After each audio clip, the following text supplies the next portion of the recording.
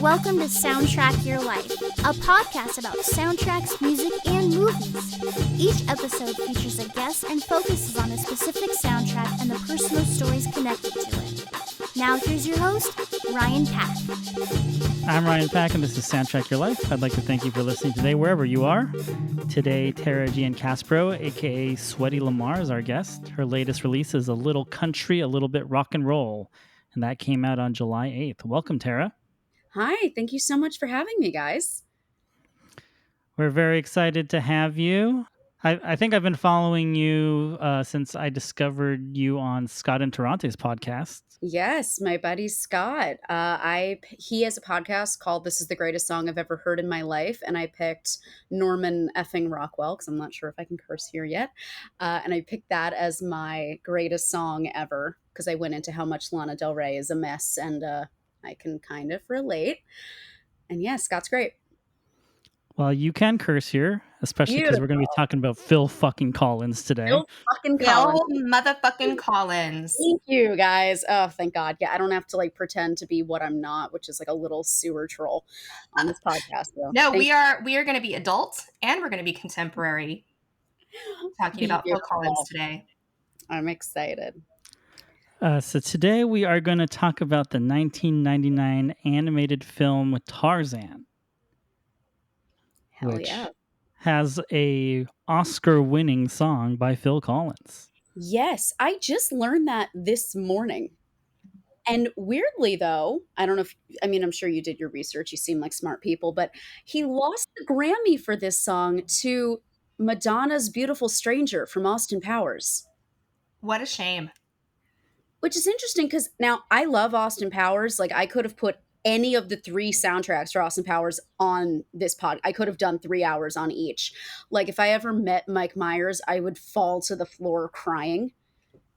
That's my one person. It's him and Fran Drescher. I've met 3 presidents. I was fine. Mike Myers, I would be on the floor, fetal position, sobbing about how much I love Austin Powers and how important it is to me. So I was very conflicted when I read this. But yeah, You'll Be in My Heart is, I don't know about you guys, one of the 2 songs in the world that will make me sob every time I hear it. So I think it deserved the Grammy.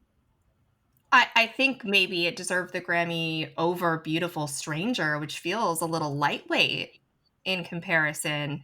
Yeah, to me, it's a gorgeous song. It has gotten me in my feels in the past, but it doesn't and I guess you could say the Grammys wanted something that felt more mainstream. Beautiful Stranger does not really tell the story of Austin Powers. It's not as conducive to the media it's representing, which I get, that does not have to be the case. But, I think that Phil Collins really did a great job with telling the story of Tarzan with the songs that he wrote. And then they also happen to have this mainstream ability to cross over and speak to larger themes that we might, be able to enjoy without elephants being in the picture.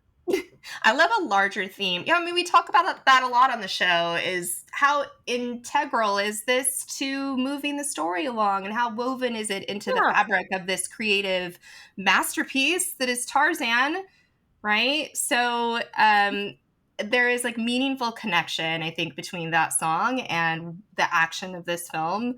I don't even remember Beautiful Stranger and Austin Powers, really. There may have been some cool, 60s dancing happening in a montage, but could you lose it and have the same movie? Of course you could. Yeah, I will tell you where that scene is because I've seen each of these movies 150 times. Austin is sad and driving around because Felicity kind of rebuffs him. She's like, I gotta do the case. We gotta do this.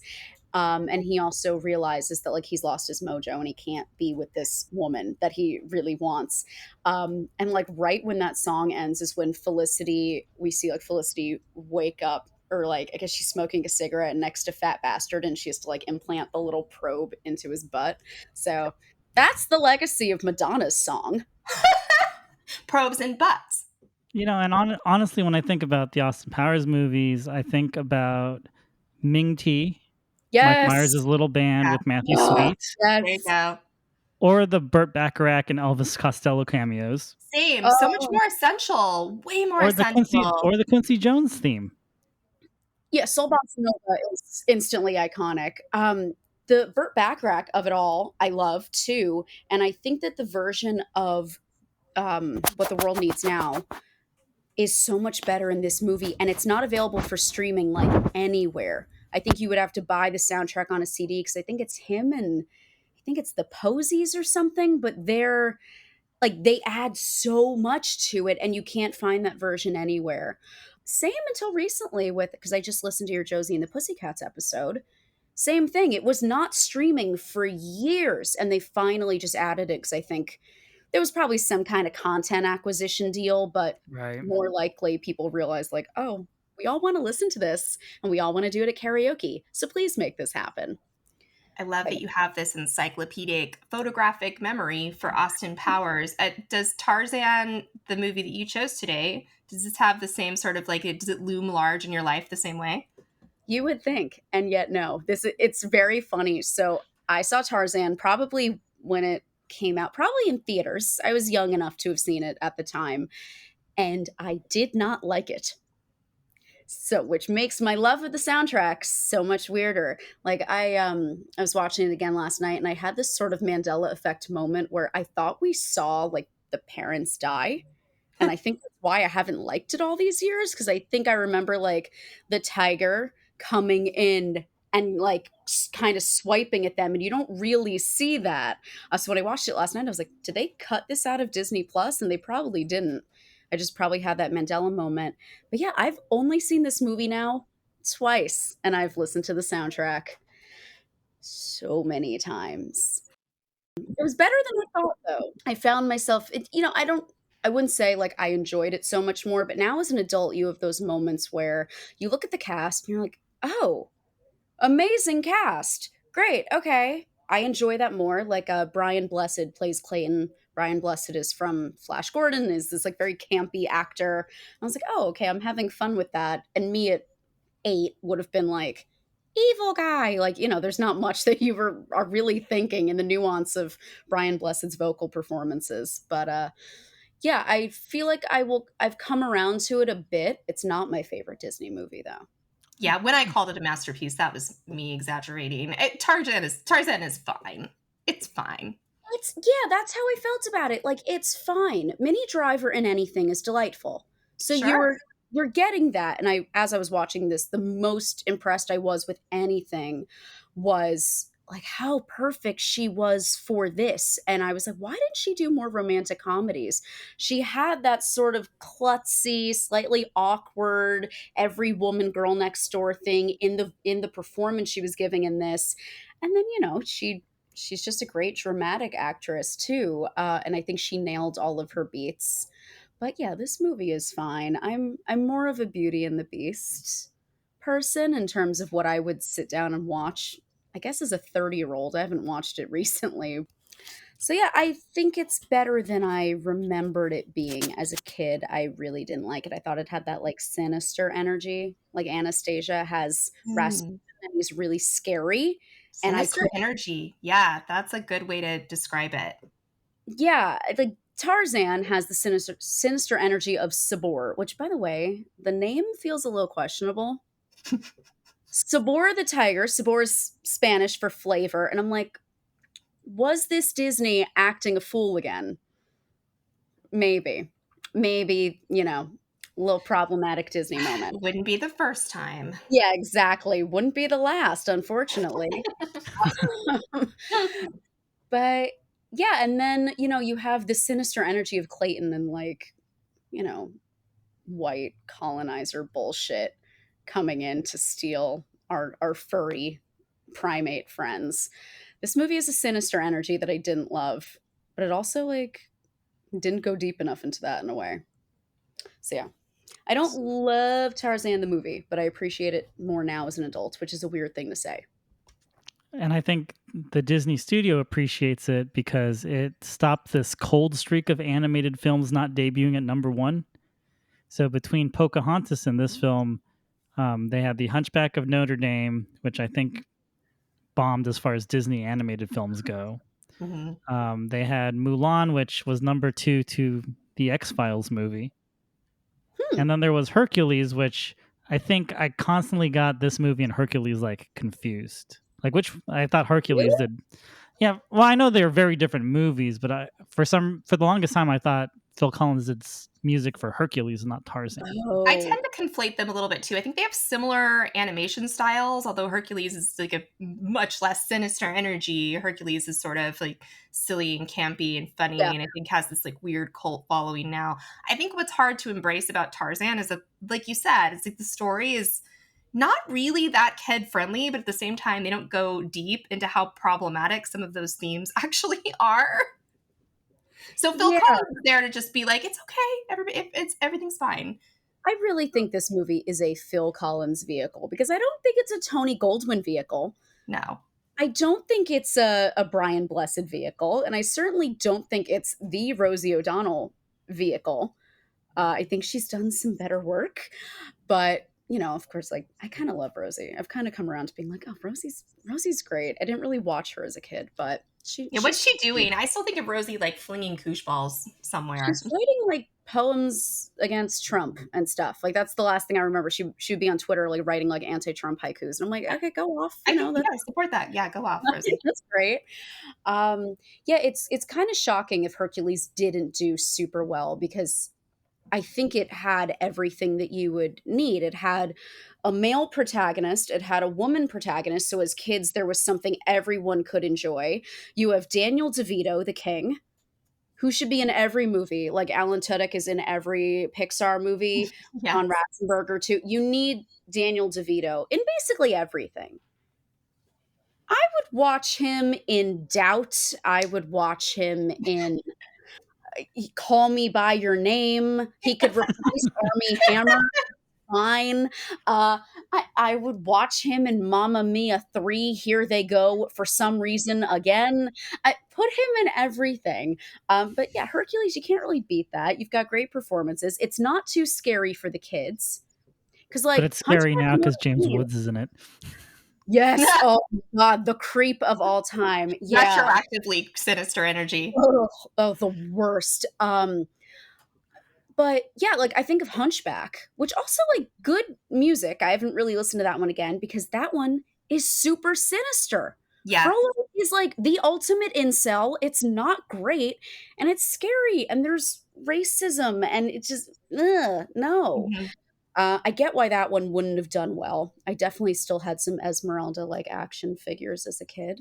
Oh, I did too. I was kind of obsessed with her. I think because she had sinister energy, but in kind of a way that you could get down with. I'm like, okay, this is way too sexy for Disney, and I'm here for it.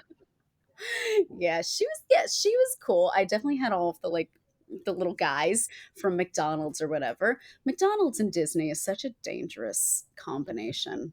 No wonder Yeah. we're all screwed up. Like capitalism and fast food and Disney, everything's intertwined. None of us know how to date because we're all expecting the Disney kiss moment, and we cannot stop ourselves from eating those chicken nuggets made out of silly putty. But so you said you said Tarzan was number one again, and it brought back the resurgence of Disney. I guess so. Like it brought back their prestige, I guess. Not that they ever really lost it, but I'm sure someone in a board meeting was like, "We're back at number 1, guys." Right. And well, but so for me, as someone who doesn't necessarily have the heart for or the emotional connection to some of these Phil Collins songs, as much as I love Phil Collins as a cultural icon, because I think he absolutely is, I don't know that this soundtrack is, part of my daily existence. What I Sure. do think about it, though, is that it is kind of custom built for McDonald's, and it is very commercial, and it is like an automatic, like, I know Phil Collins. This is the way I differentiate Tarzan is Phil Collins did Tarzan, right? And then Sting did that other thing. Sting did Yeah. Emperor's New Groove. Like, what did Sting do? Wait. Elton John did The Lion King. Elton John did The Road to El Dorado. Which one did Sting do?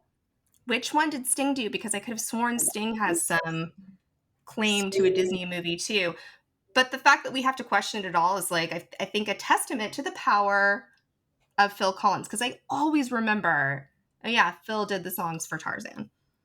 I cannot Google it because unfortunately, when you Google Sting soundtrack, it comes up, the Sting, the movie that has like the entertainer in it, like the 70s movie. Oh yeah, it's not gonna. Yep, it's Emperor's New Groove. Yeah. It was. Okay. Which great movie. Excellent movie, big time fan. That one is held up. Yeah, I think just I think I kind of want to like ruminate on the power of Phil Collins because I think he was, like you said, this is a Phil Collins vehicle. He was the major voice and differentiator for what this film is, and I think how it's kind of like remained in the consciousness because would anybody remember it if it weren't for these songs? Is that like a fair question? No, I don't think there's like a famous quote from the movie. Like I can't think of anything where it's a cute movie, but I don't think it has real laugh out loud funny moments. There's cute slapsticks like Tarzan will fall and then an elephant trunk will come and scoop him up. Um, there's not anything that's like a really, to me, deeply special moment like where you have in Dumbo. You have like Baby of Mine, and like everyone knows that and like thinks about it and cries upon thought. Ugh. Or Fantasia. Fantasia kind of is more iconic than Tarzan just from like a visual perspective. Yeah, and now the new Disney movies, people really like because they're touching on interesting themes and they're kind of working to address some of the past issues they've had around inclusive casting and things like that, though not great because, as people have talked about, every Black protagonist in a Pixar movie gets turned into a light bulb. Like they don't get to just be the character. It's always like, oh, Princess and the Frog. She's a frog now. Or Soul. Oh, he's this like identity stripped of skin and body, and it's literally just his soul. So like, Disney's still working on it. But the new movies, like I know Encanto was really popular. And they have like We Don't Talk About Bruno and stuff. But yeah, this one I think doesn't have anything special outside of this soundtrack and the kind of visual memories we have of seeing the movie when we hear the soundtrack. Well, it's to the extent where, like, you all know how, like, post Genesis, Phil Collins did all these solo albums, and they're just giant pictures of his face, like oversized close up pictures of Phil Collins' face. And I think Disney really took that and ran with it because every time you look up this soundtrack or these songs, like, every image it's his giant face on the back of the like CD version of the Tarzan soundtrack. It's like it's on the single. Like they really wanted him to be the face of this movie, not just the songs. But he also ran with it. He recorded these songs in like 5 different languages. Yes. Oh my God. I was going to bring this up if you didn't. I'm so glad you did because I listened to the German version today. My stomach roiled. It was, first of all, so weird to hear something by heart in another way. Like, I get, like there are times in movies where I watch something and I'm excited if it's like, oh, the French version of this because the character is French and like that makes it fun. This was really weird because it like slightly, there was a schism between my childhood memory and hearing it in German. And I was just like, oh, no. I was impressed that do you know, Ryan, if he did this like by learning it phonetically or does he speak German? I don't think he speaks German like fluently. I just know that he did it in Italian, German, Spanish, and French. Wow. If he did it in all those languages, he must have had just a mini crash course in how to sing the lyrics.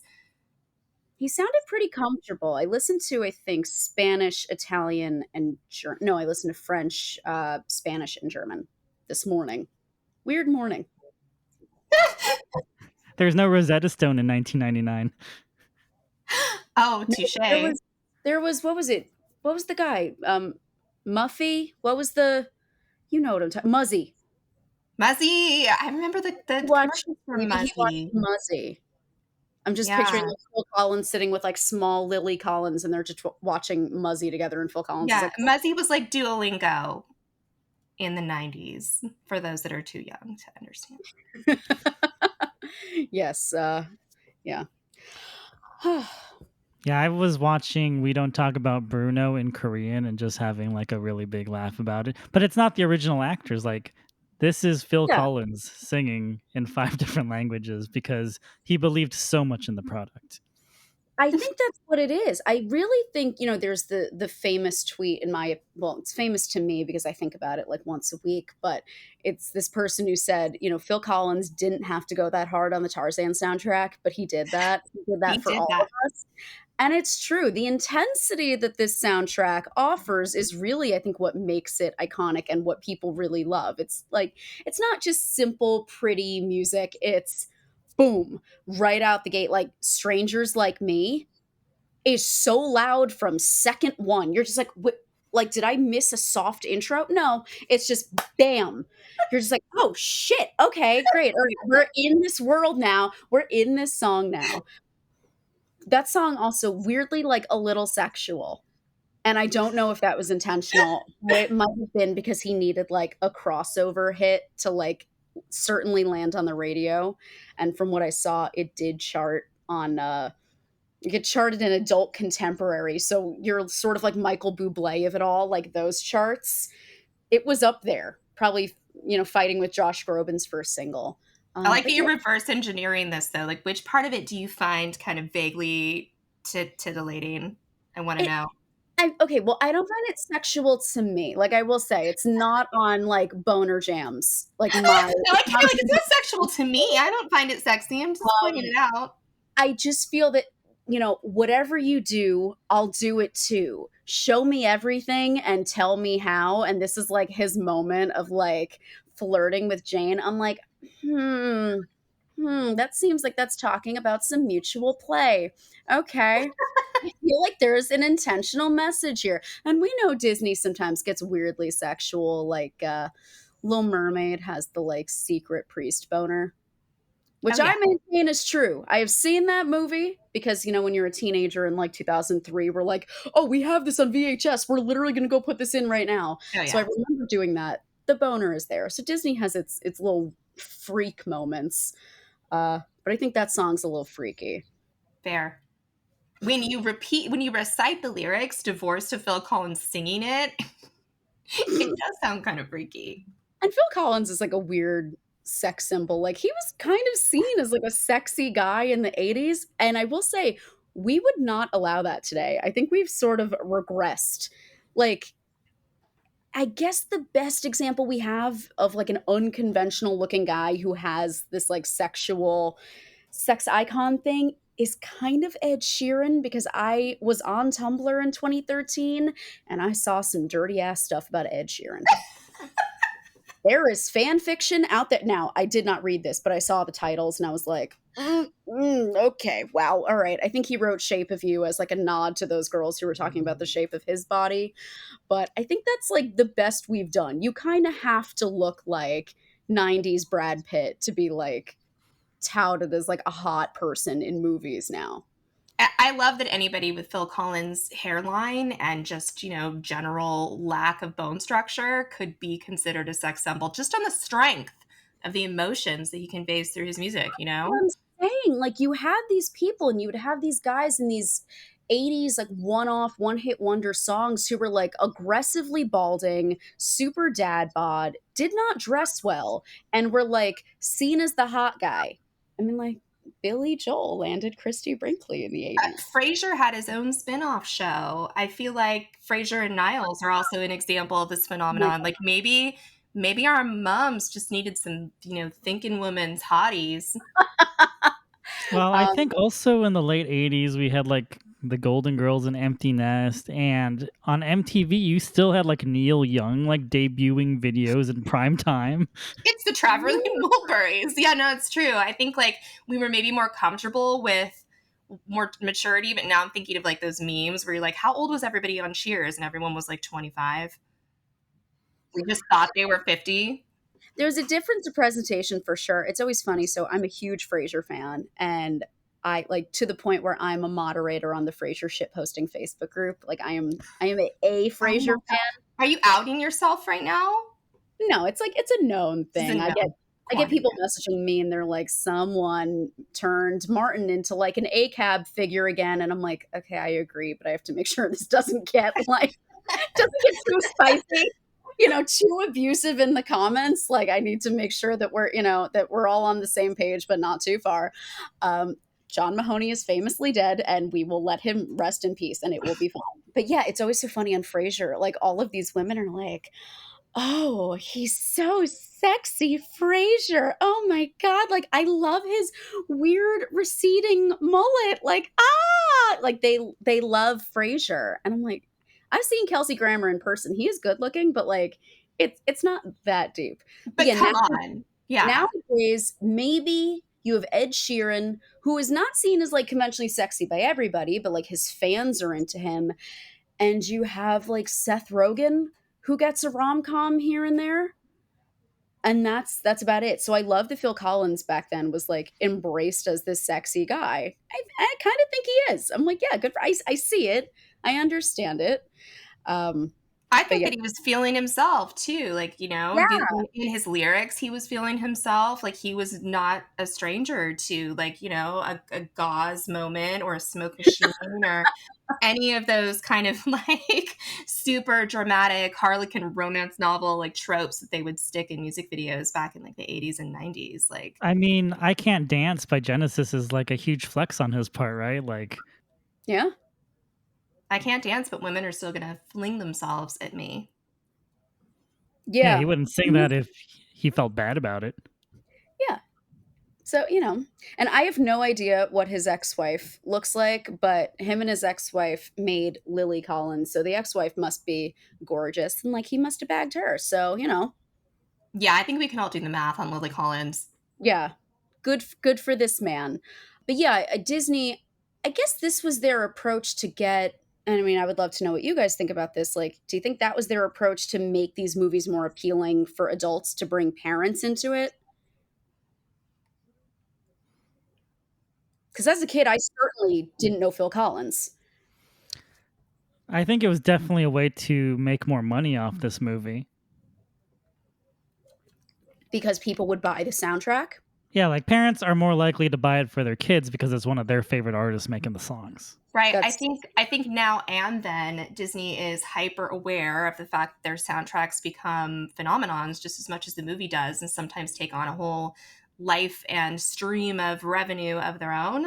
So, like, Encanto being the most recent example, like, I'm sure parents are into those songs, but I also think they're kind of like deluding themselves into believing that they're better than they are, because it's like, I like Lin-Manuel Miranda. I like what yeah. my kids like. So it's just sort of like a built-in, this, you love this, you've probably slow danced to In Too Deep, you're gonna love it. Before we continue with our episode, Brandis is here to tell you about Newsly. So since I'm the ad person, naturally Ryan was like, I need to do the ad. So here I am to do an ad about Newsly. If you don't want to read the news, but you want to have the news read to you in a very natural speaking voice, great speaking voice, much better than my speaking voice, then you need to try out Newsly. You can learn about all your favorite topics: sports, tech, business, science, Bitcoin, even the Kardashians. And you can hear all of your favorite trending podcasts from over 80 countries, including, of course, your number one top absolute favorite podcast, Soundtrack Your Life. We're there too. So download Newsly for free at newsly.me, that's newsly.me, or check out the link in our description and use our promo code SNDCast for a 1 month free premium subscription. So you can listen to us for free, all over and over, and only listen to us because we're the best podcast on there. Just saying. They definitely, I think, anticipated that this film was going to do well.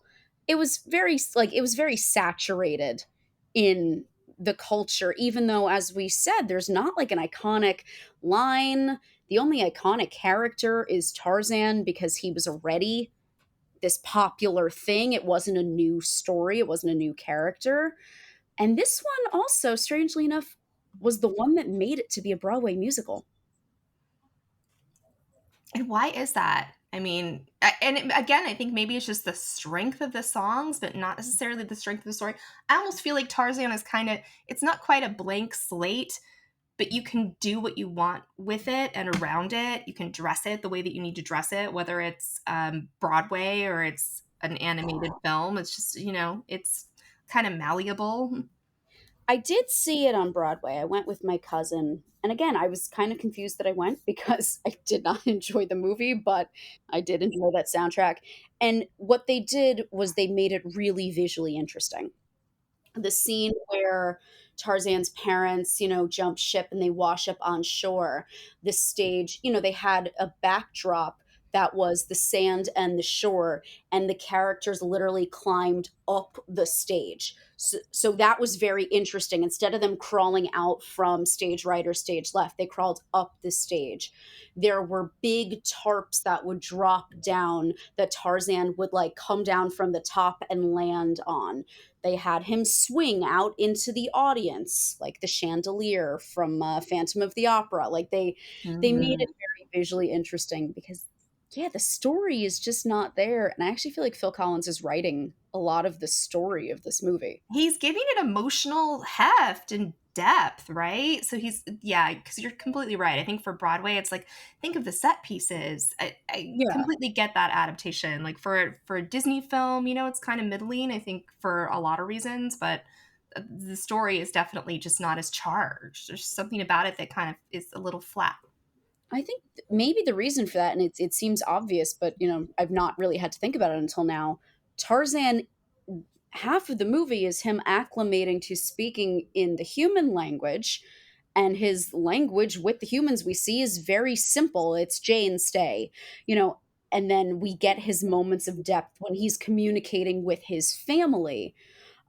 So we're missing a lot of the internal life of this character, and the movie does talk about the struggle of him deciding if he should go away or if he should stay where he is, and that's an interesting story, but they don't go into it as much because they can't, because who is he going to talk to for much of the movie about it? If he's falling in love with Jane, he's using one syllable sentences, and then we can't put him with the monkeys too much because then we miss the chemistry.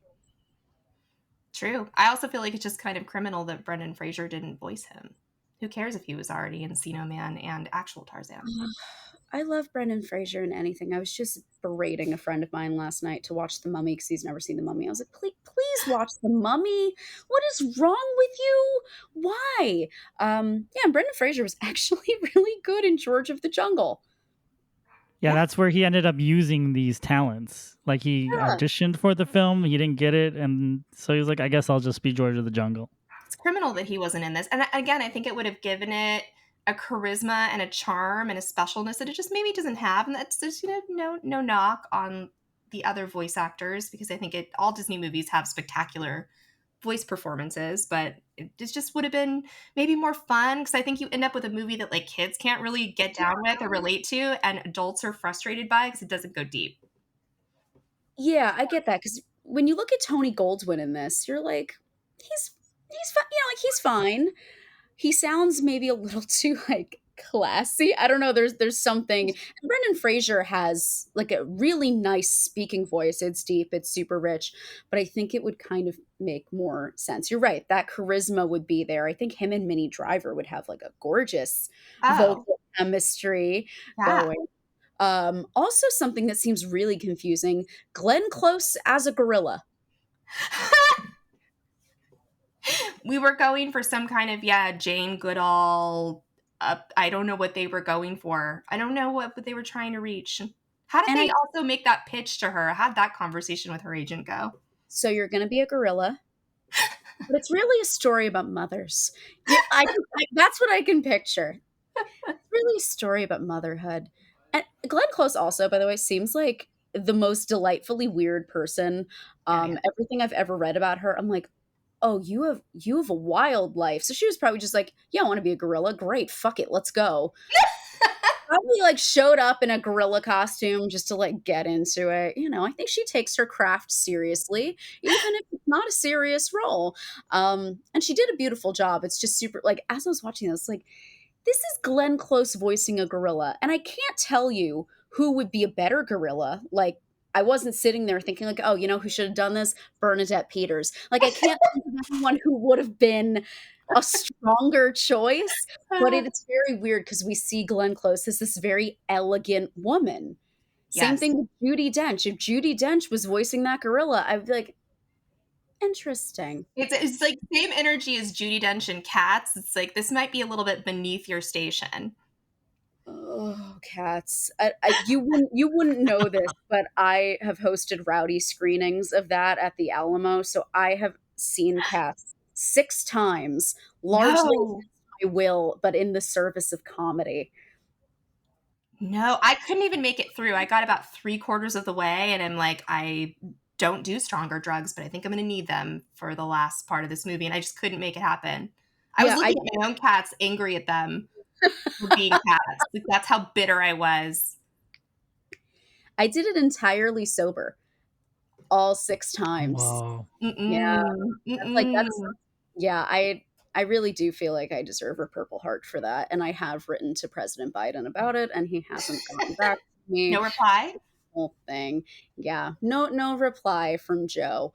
But yeah, I don't know who would have done better at voicing that gorilla.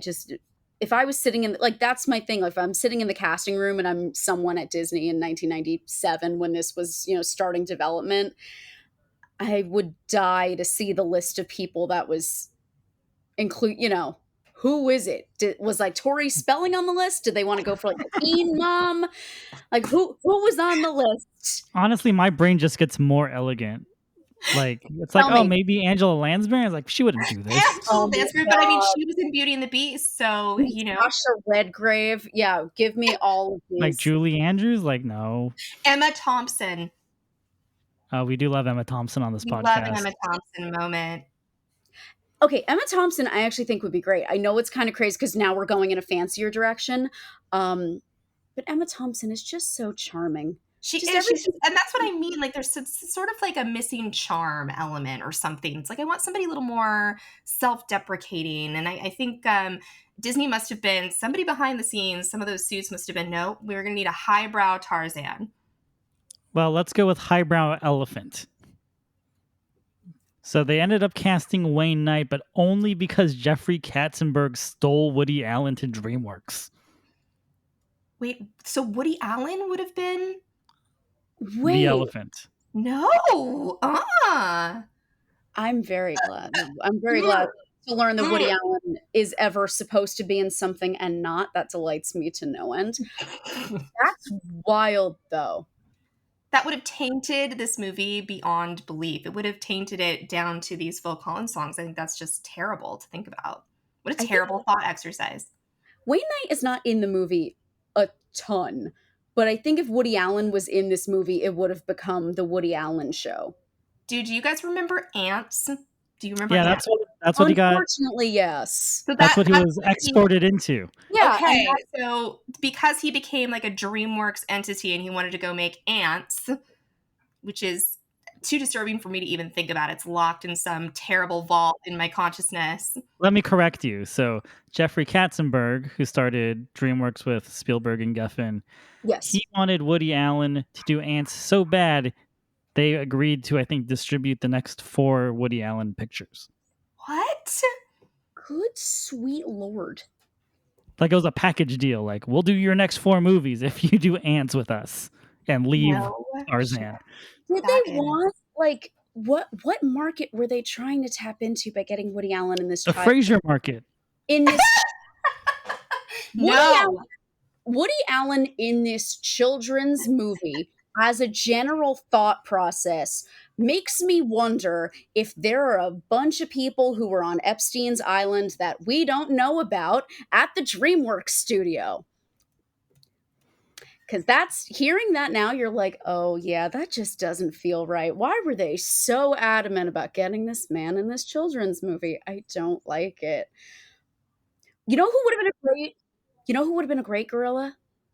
Not Lynn Redgrave, not Angela Lansbury, because I think that she was perfect for Beauty and the Beast. Patti LuPone.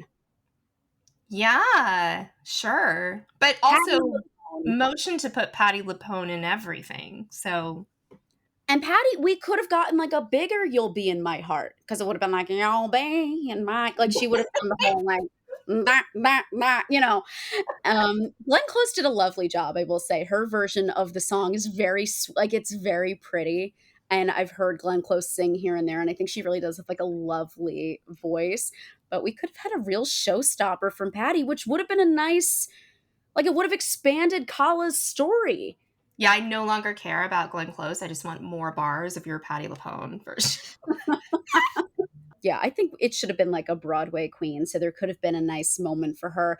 Maybe there was, and Phil Collins was like, like looks up from the rails of coke he was doing in that studio and is like, fuck no, I am the only star on this shit.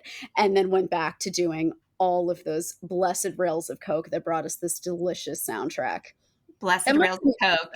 Yeah, you know that he could afford the good shit after this paycheck too. Yeah. Yeah, like not the stuff cut with glass. No, premium. So let's talk about some more creative decisions in this film. Yes. So the directors had to kind of buck Disney tradition by not having any songs that the characters sing, I guess outside the lullaby, outside of that. Yes. And one of the directors stated, I just couldn't see this half-naked man sitting on a branch and breaking out in a song. I thought it would be ridiculous. It's all right. You're making a movie about Tarzan.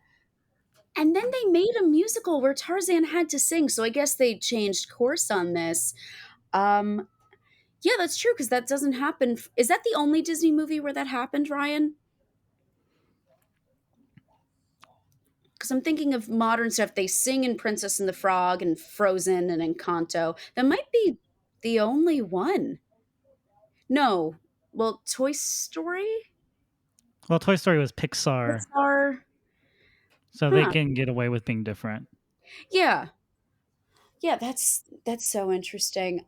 I think they could have had singing performances, and I would have really liked that. I mean, that's something we liked about Mulan, which came out before it. Everybody loves I'll Make a Man Out of It. Everybody loves that song. Yeah. I think they kind of tease it. Like, I think when the gorillas and the elephant find the campsite and they start like breaking things in rhythm, I think it starts to sound like they're going to build up to breaking out in song, and then the humans come back, so then they have to scatter. Which, by the way, the Phil Collins NSYNC version of that song is so, like, it's, for me, it's like this ASMR experience where I hear it and I'm just like my brain is just fizzing. The scatting is so beautiful. I kind of wish they had put that one in the movie, because I was watching the one that they do use in the movie, and it's the voice actors and they're kind of just singing, or they might have brought in session musicians. But I kind of wish they had done a little group of monkeys that kind of looked like NSYNC. One with little like Chris Kirkpatrick braids.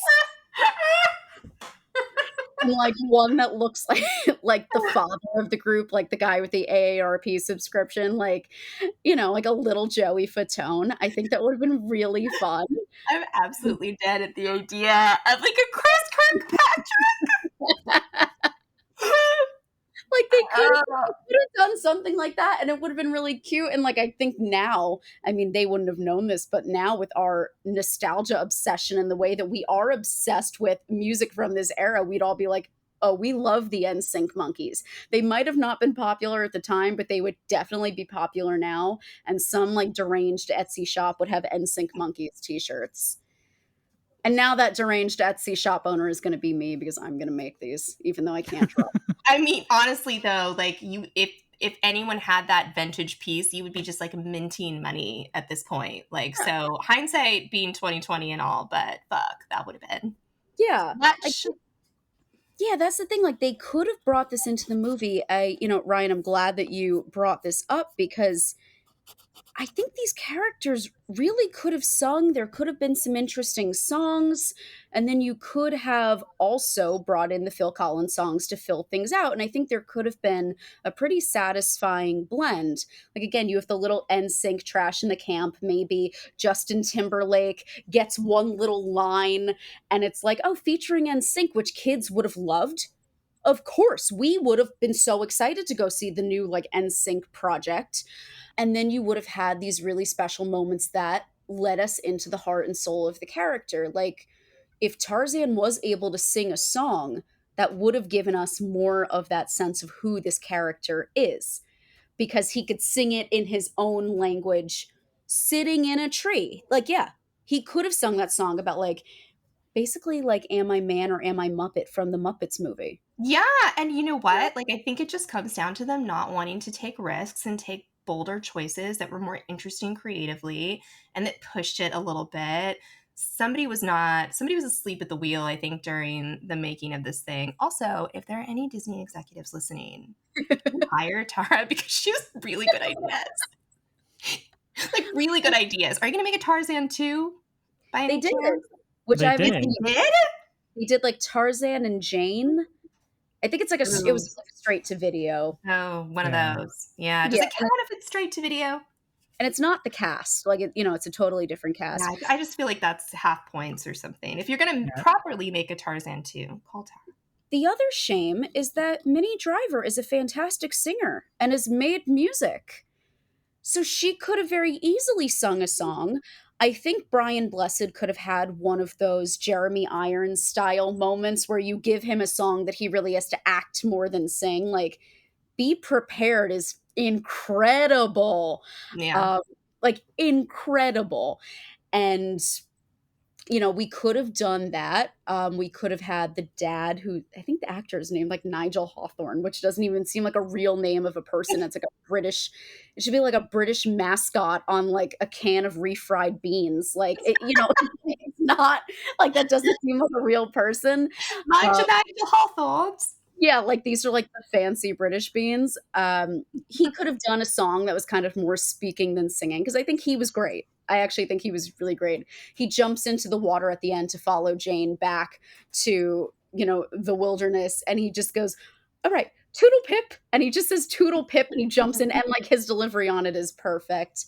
And then they could have either had Glenn Close do like a sweet little song, or they could have gotten Patti LuPone to sing this song about like loving her son and recognizing that she needs to maybe let him go, but I'll always be his mother. I'm gonna write this song. Sweaty Lamarr is gonna wind up with a Tarzan concept album. This goddamn podcast. You two have ruined my my creative. You heard it here first, everyone. Yeah, I want you to all hit her up, and I want you to pay her Kickstarter so that this Tarzan revisionist history concept album can get made. Like, You're going to get bugged about this like Sufjan and his 50 States project. That bitch needs to get to New Jersey. I'm gonna bug him too. I know you mentioned this not thinking that I was gonna come for his neck, but like, come on. I want a Sufjan song about Tony fucking Soprano. Yeah. There are 48 really angry states. I think we're all various stages of bitter about it. He's like the George R.R. Martin of music. It's like, this man might die before he gets to the Alaska. I'll take an EP. Give me an EP, Sufjan, about New Jersey. I will take a song about Fiore's mozzarella in Hoboken. I will take a song about Danzig. Sufjan can write my story of like my ex-boyfriend's dentist was Danzig's cousin. Like, that's a Sufjan song on the EP. One about getting like a Coors like creamsicle down at the Jersey Shore. That's it. That's all I want. I'm not asking for much. I'll write the lyrics for him. It could be a, sweaty Sufjan project. Sweaty Sufjan is something that I either want to eat or listen to. I don't know. One of them. Yeah.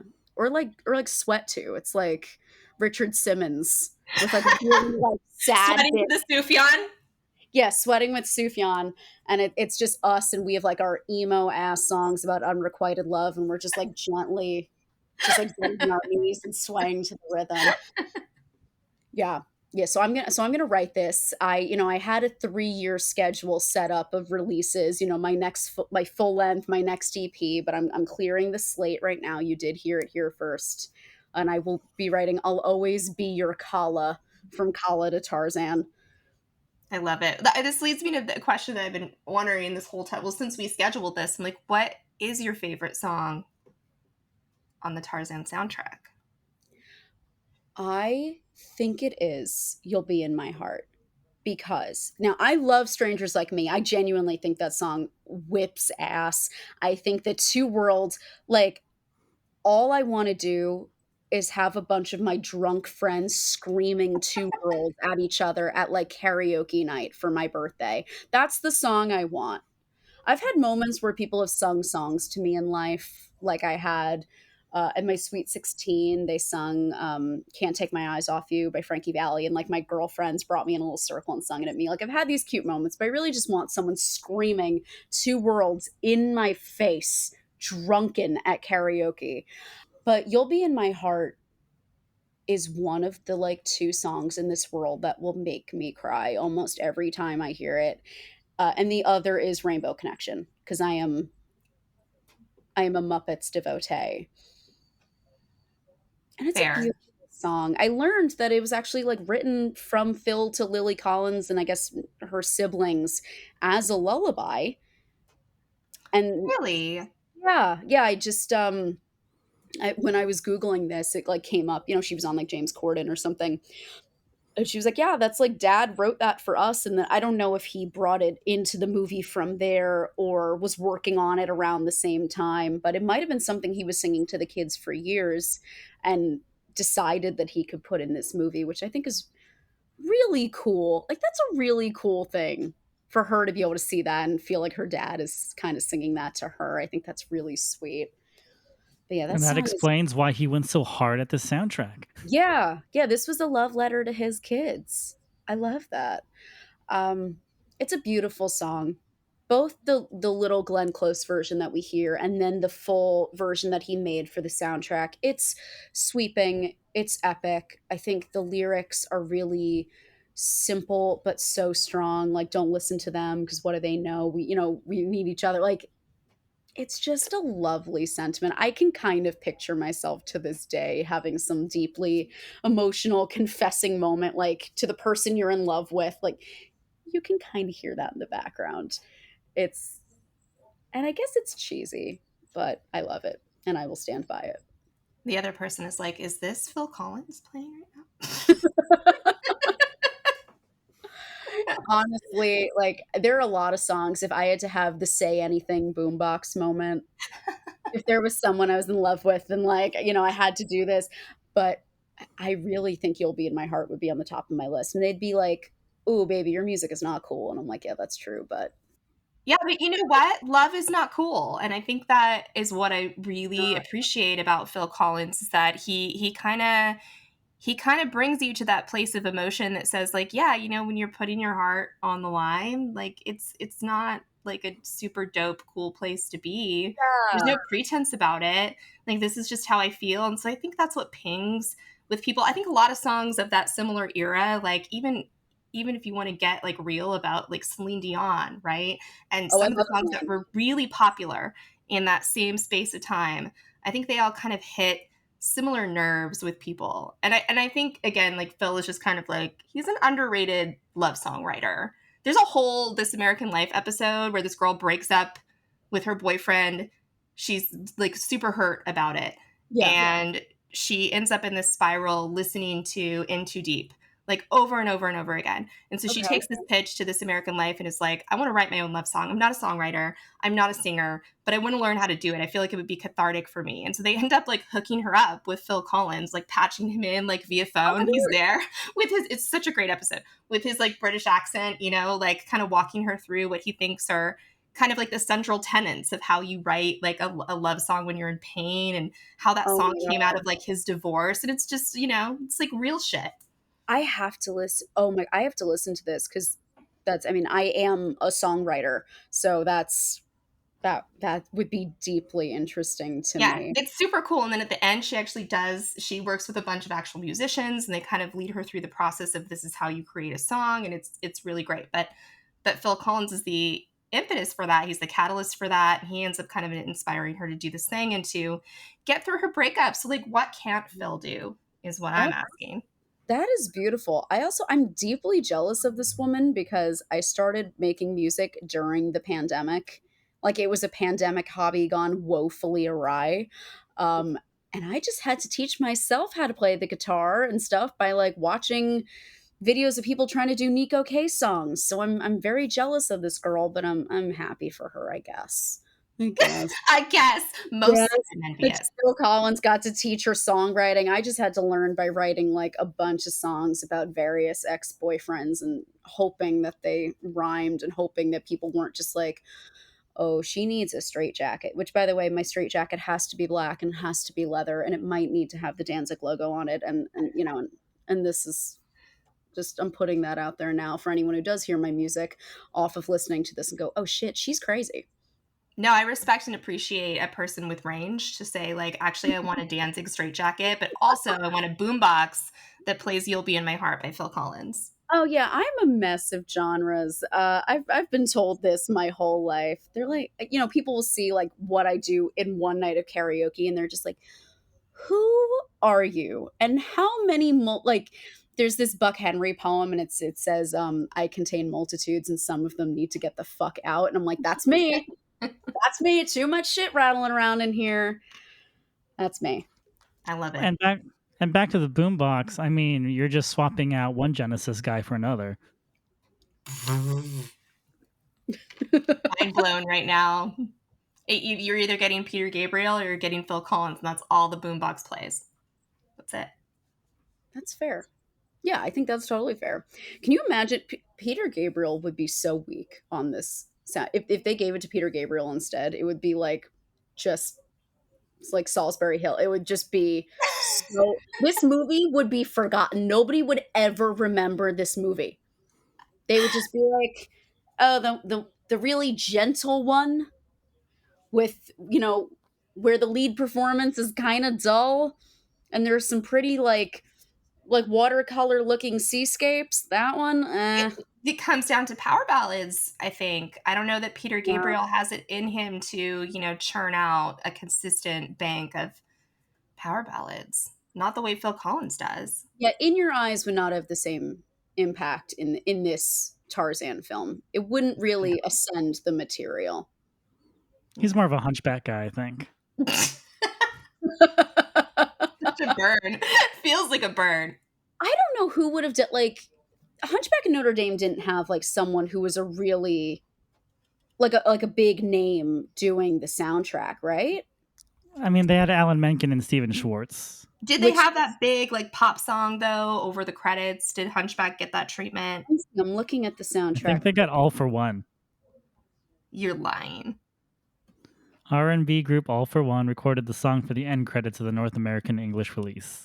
That movie is nuts. Yeah, okay, so like Alan Menken, the god, I mean, you know, we would never disrespect that man's name. I'm thinking like if they had to get, no, you know what? If they had to get like a pop person instead of the Alan Menken of it all and like the Howard Ashman, they would have gotten Kate Bush. Oh! I know Kate Bush is like the topic of conversation right now. That's who they should get for Hunchback of Notre Dame. They should have gotten existing Kate Bush stands are like, really, it took Stranger Things for this to like, okay, fine, if that's what it took, I guess. But yeah, so I feel like, damn, that's such a good call. Hunchback of Notre Dame is weird, so why not make it weirder by just layering on some Kate Bush? Yeah, like she could do really intense. She's great at bringing in really interesting sounds into songs. Like she's unafraid to just grab a glockenspiel or whatever and just go. And you need the really intense because like I think she would be great with, you know, like the bells and like everything that you need in the score for Hunchback of Notre Dame to make sense. She's also inspired by literary themes and by novels, so like 1000%. Wouldn't it be a great project for her? Like classic tragedy, whole new Wuthering Heights kind of situation for her. Yeah. Real sad, real miss. If they did it now, it would definitely be Florence Welch. But yeah, you know, that's an interesting. Yeah, okay, so. Yeah, because they haven't done this in a long time, though, right? I guess Lynn now does a lot of Disney projects. Well, and the Frozen team of Robert Lopez and Christina Anderson Lopez's wife. Yeah, they feel like the new Menken and Ashman, though, those two, because they're not like famous outside of this. This is how they kind of came up into it. And I guess Lynn is the one that they bring in, but I guess like Lynn did Moana, and then I guess, but they haven't brought in like trying to think of someone who would make sense, like a Bon Jovi or a Springsteen. Like they haven't done that in a while, where it's like a very famous musician who came in and just did the whole thing. I'm curious as to who they would do. Like, I don't know. It's interesting. It's a good thought exercise. Like if Tarzan were being greenlit now, who would they get to replace Phil Collins? Who would be the Phil Collins for this? Unfortunately, it like I can only kind of picture it being like Imagine Dragons, which you hear the tone of my voice when that came out. Like, you know, like because they do a lot of the drum stuff, like a lot of like big beating drums. That's part of their thing. Yeah, cringe agree. Like it's a cringe agree. Yeah. It's not, we don't want it, but we know that it would be true. Coldplay should really do a Disney movie. Like, I think Chris Martin could come up with something really interesting. Like, maybe it's a movie set in space, because his new album is all about, like, it's music of the spheres, and it's all kind of space and aliens, and they're like alien characters.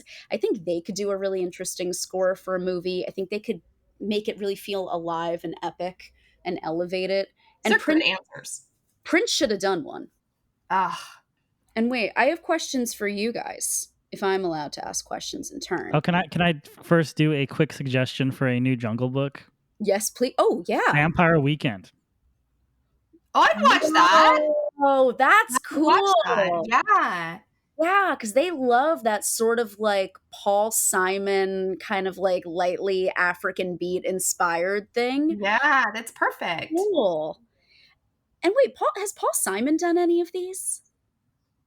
Did Paul Simon do like a... Again, it might be a little weak sauce, but I would see it. I think we have him owned by Wes Anderson at this point. Yeah, that makes sense. Paul Simon would probably wind up doing one of those like animal movies, like not like Lion King animal movies, like the one where Matt Damon voiced the horse. Like he would probably do one of those, because it would be like just like casual, you know, it'd just be fine. Yeah. Okay. So my question for you two is favorite Disney song each, if you have one. Ooh, that's a good question. I wish you could all see Nicole's face right now. It's an impossible question, because I mean, how do you choose a favorite? A favorite, it's like you said, we've all grown up so influenced by Disney. It's basically part of my DNA. So it's like picking parts of yourself. Yeah.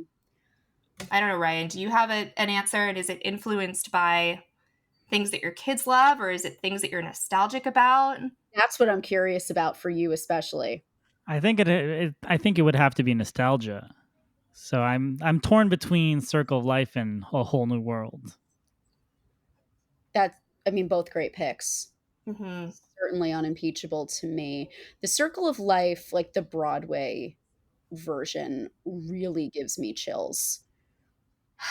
I mean, there are so many epic songs in the Disney canon.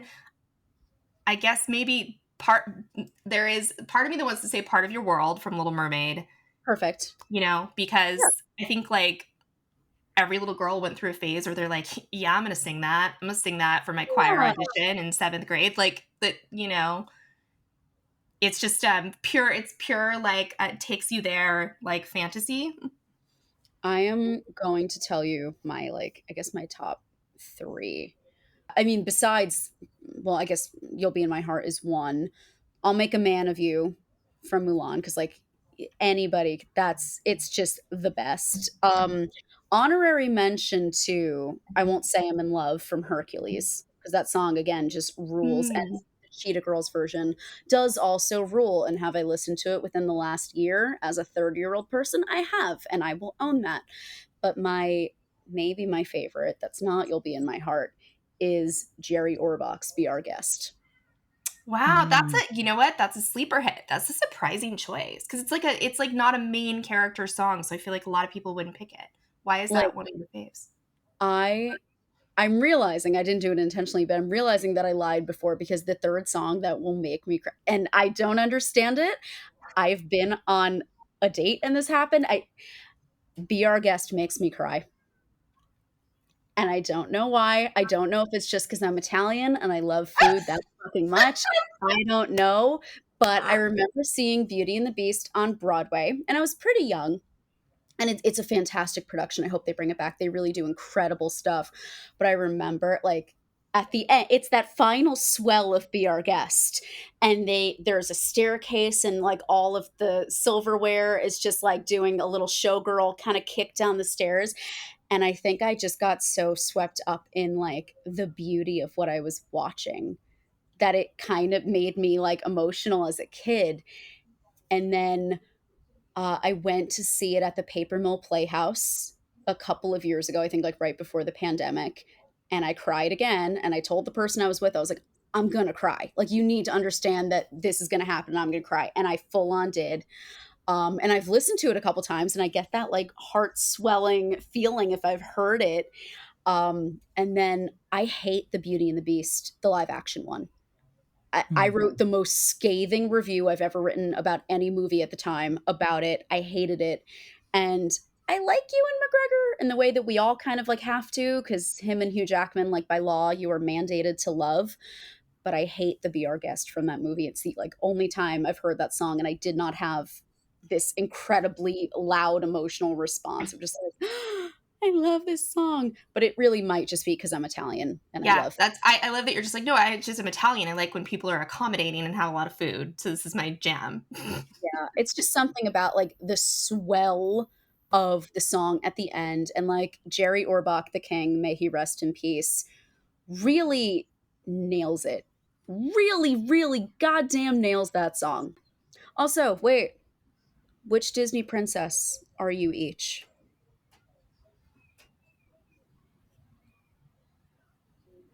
Ryan's eyebrows are so far. They're so high right now. They're like off his head. I see, when I go on podcasts, I have to ask the hosts questions. Like, I can't just be like, I'm going to talk about myself. I'm like, I need to know you. I will give you time to think. So I am a Belle because I would often read while walking as a kid. Like, I would just have a book and I'm just like crossing the street, minding my own business. I am a brunette. And I've had an unfortunate habit of really just seeing a guy with chest hair and thinking that he's perfect for me. He's often not, and it's really just my like pheromonal response to a hairy man. So like I kind of get Belle's issue of like this very bossy guy with a lot of chest hair and a library full of books. Yeah, girl, been there, done that, suffered greatly, let me tell you. Suffered greatly for a hairy chest. I love how you just be like, no, baby, you can stay the beast. It's okay. We don't need to. I can fix it. Me seeing that library as a 3-year-old child, I'm like, I can fix him. Yeah. I think I'm maybe most akin to like an Aurora, Sleeping Beauty. Love to knock the fuck out. Love a forest creature. Love a forest creature moment. Like, I'll feed the squirrels. I'll feed the birds. I don't give a fuck. Like a walk in the woods. And I don't always make the best decisions about strangers. So that's great. I love that this implies that you might have like jumped into someone's van at one point as like a 23-year-old person. You're just like, oh, great, I'm coming. I feel a little attacked by that. Yeah. Ryan, what about you? Well, I think the easy answer is Mulan, right? Because of the representation. Like, she's the only Asian princess. But I thought I was trying to think if there was like a more like personality fitting princess for me. Yeah, that's what I was thinking. In your spirit, who are you in your soul, Ryan? Yeah, I'm trying to figure it out. And I feel like this includes like Princess Leia now. You know, there's stuff now where it's like there's a little more room if that helps you. Or you can just pick a Disney character. I think I was on like the Disney track. But even if it's not a princess, now I'm just curious. Because like I am Belle, but then I'm also Phil from Hercules. Because, you know, I am Daniel DeVito in my way. Well, if we're talking side characters, I feel like there are too many options and it just gets... Yeah, maybe that makes it harder for you, in which case I apologize. I'm like, who's the chillest Disney princess? But I think you got it because Aurora is just like zonked half the time. For Ryan, I'm just sort of like, who are you? Yeah. Yeah, you have a very like easy energy, which I appreciate. I'm trying to I think think of it might be Cinderella. Because Okay, I got some mean sisters. I know. that's very. I deeply enjoy that very much. Oh, I also think Snow White is like a very she's got like a very chill energy too, but that's because that movie came out in like 1939 and no woman was allowed to have a personality after the Right? She's just a sort of cardboard. Oh, yeah. Okay, I love Cinderella for you. I think that's the mean sisters thing feels correct. You're like, well, I'm just trying to chill out here, do my do. These bitches, though. Yeah, I'll just go with that. I think that's perfect. Thank you, Tara, for being on the podcast. Thank you so much, guys. Thank you for having me. So if people want to learn more about Sweaty Lamarr, how can they find you? Oh, sure. If after that hour you are not yet tired of me and for some reason you want more of my opinions on media and casting, you can follow me on Instagram and Twitter at Sweaty Lamarr. I think I have a Facebook page, but I almost never use it. You can listen to my music on Spotify and Apple Music and Bandcamp and whatever the hell Deezer is. Everything I've ever learned about Deezer, I have learned against my will. Bandcamp is sweatylamarmusic.bandcamp.com, and you can leave tips for the artist there, which is always very appreciated. My album just came out, a little bit country, a little bit rock and roll, came out on July 8th. And I have no idea what I'm making next, but I guess it's going to be this Tarzan concept album. Yeah, we look forward to hearing that as well. Oh, thank you. And of course, if you enjoyed our show, you can subscribe to it, review it, rate it wherever you listen to your podcasts. You can follow us on Instagram at SoundtrackCast and on Twitter at Soundtrack_your. And we will have links in the show notes just in case you don't know how to spell Sweaty or Lamarr. You'd be surprised at how many people don't know how to do either. I either get people who message me and they're like, did you mean to call yourself Sweetie Lamarr? And I'm like, no, I'm pretty sure I knew what I planned to call myself. And then I often get Lamarr, Lamar, and I'm like, it's interesting because then I see myself as like someone's older uncle, like Uncle Right. Lamarr. Yeah. Yes, the name comes from Hedy Lamarr. But I think a lot. Do people not get that? Are people not connecting those dots? People, I guess, have not seen Hey Arnold like I did growing up because Hedy Lamarr was Grandpa's crush on Hey Arnold, or they haven't seen Blazing Saddles, which might be for the best. We can't say it holds up these days. Yeah, or they don't know anything about science, but who's to blame them? We come from an American school system. It's amazing we know how to add 2 and 2 together. Get your education right here on this podcast. Yes, please look up Hedy Lamarr, guys. She was brilliant. Well, thank you once again, and hopefully we'll have you back. Yeah, I would love that. Anytime. I'll do a mini episode. I'll do whatever. I'll do a roundtable discussion on Disney, whatever you want. Thanks for joining us this week on Soundtrack Your Life. Make sure to visit our website, soundtrackyourlife.net, where you can subscribe to the show on Apple Podcasts or Spotify. While you're at it, if you found value in the show, we'd appreciate a rating. Or if you'd simply tell a friend about the show, that would help us out too.